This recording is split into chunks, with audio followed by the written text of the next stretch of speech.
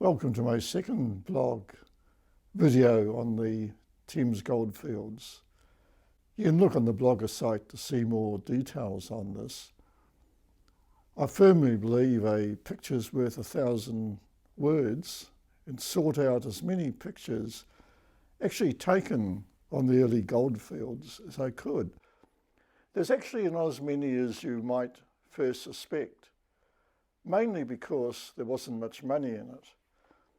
There were quite a few early commercial photographers in Thames and travelling from Auckland to take photos in Thames, but most of them concentrated on doing portraits in studios for the very good reason that's how they made money.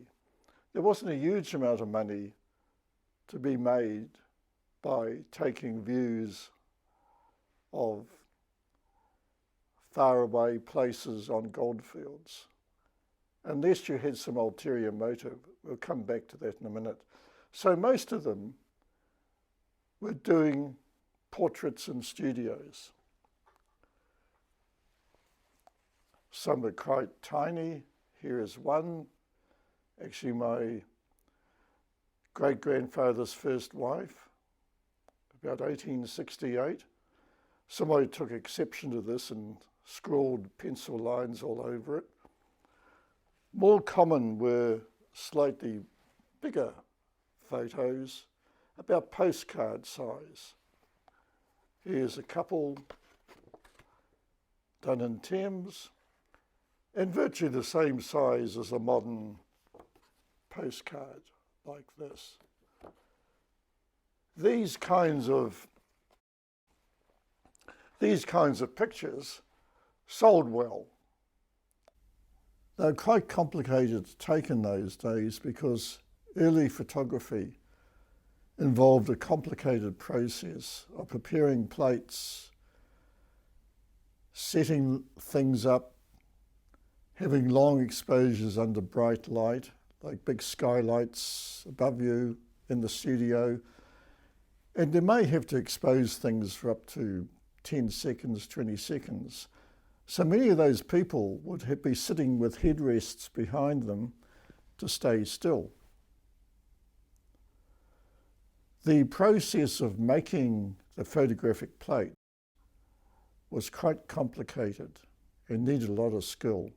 I go into that a bit in a video that's attached to this for those who are interested. If you're not, all you need to know is that early photographers had to spend a lot of time preparing plates, perhaps one every 3 or 4 minutes, putting them in the camera, taking a photo that might, say, take 10, 20 seconds exposure, taking it back out, developing it, and it was all very laborious. In the studio, all the various chemicals would be at hand.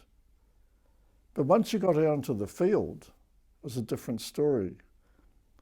You had to take everything with you, prepare the plates. They're only good for a couple of minutes. Get them into your camera, take your photos under bright light. Nothing could move. You couldn't be moving on a ship, anything like that. And your subject had to be still. Again, bright light. You couldn't do things like take photos in mines or even dully lit buildings. So that's what people faced up to. So we see these iconic photos like Daniel Mundy, who took this one at Grahamstown. Let's think a bit about what goes into it. First of all, he needed quite a big camera for what he did. In those days, 10 by 12 inches was a pretty standard size if you went out into the field wanting to take big photos. They were spectacular, that you could sell to somebody, perhaps the government, a museum, collectors, people with money, not the little things, family portraits, etc. So you needed a camera like this. The one early people use, like Mundy and Bartlett, another photographer, early Thames, was actually about 6 times bigger in the picture it took, and quite a hefty camera. This one weighs a couple of kilograms. Their camera could weigh something like 12 kilograms, perhaps more, made of more solid wood. So the camera was heavy. As well as that, they needed a solid tripod, and all the chemicals had to go with them in the field. So they would need a cart, some kind of dark room, a tent to set up, a tripod, wooden, all very clumsy. So that was an impediment. You didn't want to go too far with that equipment unless you were very skilled. Plus you had to take the glass plates with you to prepare. I'll talk about that more in the appended video. So early photographers were not very mobile unless they were very well organised. Mundy, for instance, used a pack horse with all his gear on it. There's probably a couple of 100 kilograms of stuff he took, and another pack horse for camping out. He had to find a source of water, pure water, set up, take his photos. And usually what they did was they set the camera up, focused it, got it lined up on the screen, as you can see in this little picture I show. Get the plate ready, take it to the camera, take the photograph, etc., etc. And perhaps only process a few an hour. So an early person like Barker in Christchurch carry his gear around in a cart. He had a very early camera. Notice the hat, there was the shutter in effect. The more commercial operators got imported cameras that were quite a bit more sophisticated, called a field camera. As I said, these are quite heavy. And somewhere like Thames, if they were fairly mobile and skilled, they get a few miles out of town. For instance, Bartlett, when he went down, the first one to really look in the Goldfields, in early August 1867, probably went as far north as Tararoo and took these series of photos, almost before the mining had touched the real landscape. A bit later on, Henry Firth arrived in Thames. He set himself up on I think some kind of platform off the beach and decided to take these panoramas. This is probably 1868-ish. What he did was he took 3, and they can be lined up fairly well. Now the interesting thing is, he used a small camera for this, not much bigger than the one I showed you. And they produced images on the glass plate, a negative, about the size of a postcard. Now there's a reason for this. He could sell postcards, views of Thames, and by contact printing, simply putting the negative over a piece of photographic paper, exposing to sunlight or natural light, he could print off lots of these postcard-sized prints and sell them for a few pence each. So the other advantage was, if he used a small camera, he was more mobile. The big cameras that Mundy and Bartlett used involved a lot more weight and complicated carting around than the little one, by comparison, that Firth used. And Firth actually went all over Thames during the Thames years of his business, about 10 years, 1868 1878, and ventured quite a long way up the valleys. Not many photographers did that for the reasons I just mentioned. So these photos taken off the beach at Grahamstown were very early. You'll notice on one of the photos I've put yellow arrows. Now that site up near the claims to the north of Grahamstown were along sort of a road elevated above Grahamstown. All the photographers who came to Thames took that as a favourite point to do a view of Grahamstown and the early mining ventures there. So the next person I could find who did one, this is on the favourite spot, reasonably easy to get to, was a photographer called McGarrigle. And I think he took this one about 1869. Now the iconic one taken on Monday, the next one, was taken in about March 1870. This is interesting. It's shown all over the place, iconic view of Grahamstown.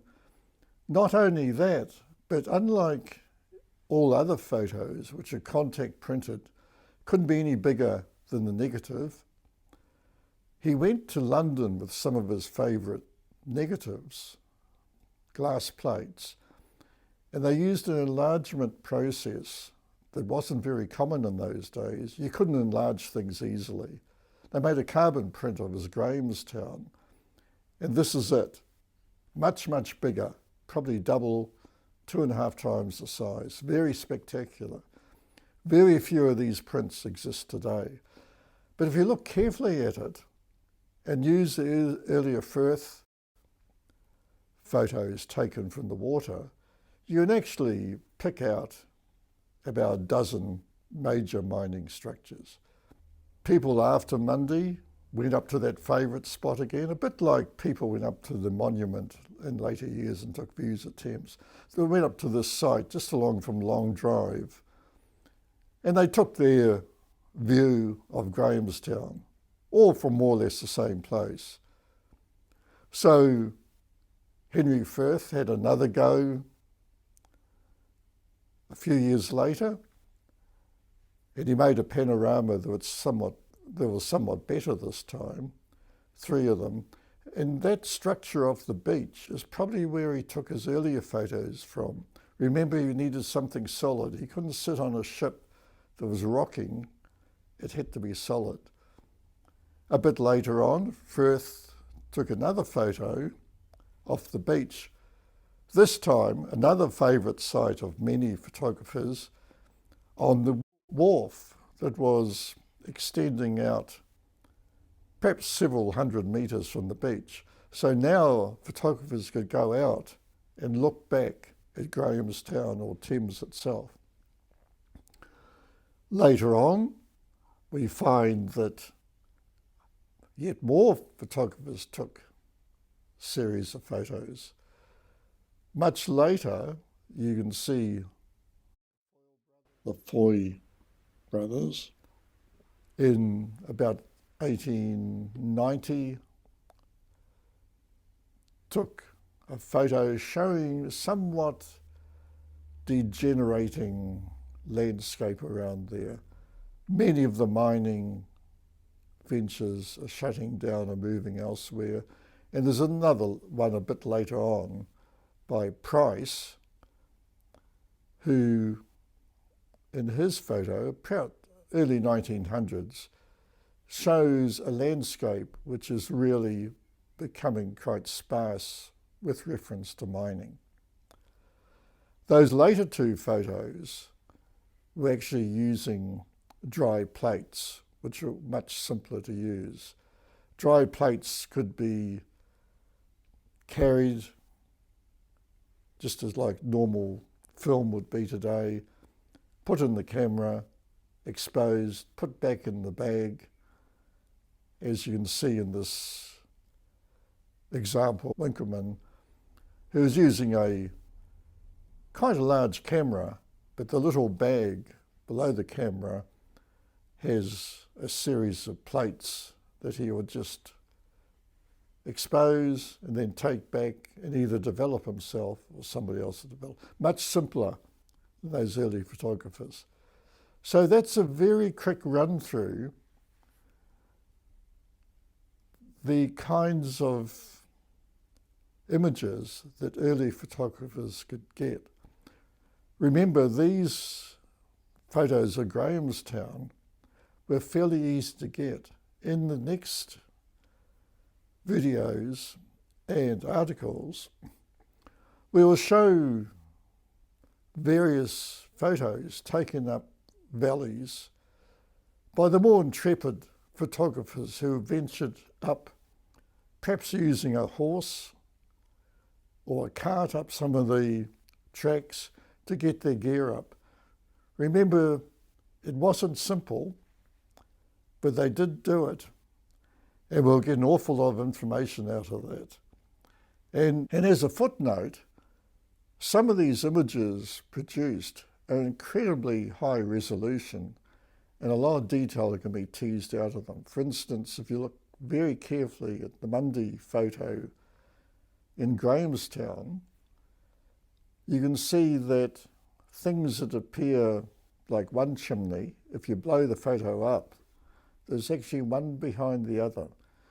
And in lots of areas of these photos, if you can get a high resolution image, you can see amazing detail. And we'll look at some of those details in the later videos. Thank you.